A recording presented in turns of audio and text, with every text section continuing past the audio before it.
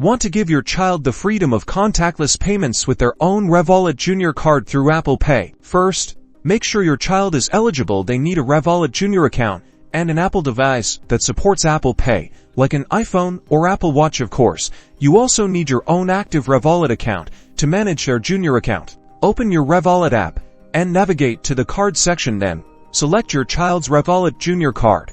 You should see an Add to Apple Wallet button. Tap it.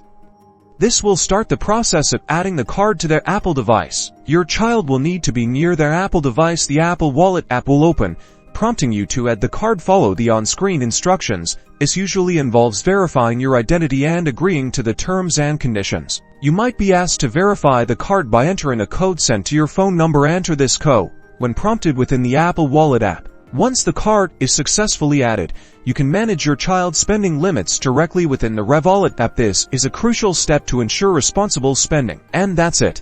Your child can now make secure and convenient contactless payments with their Revolut Junior card through Apple Pay. Remember to monitor their transactions regularly through your Revolut app to keep track of their spending and encourage financial responsibility.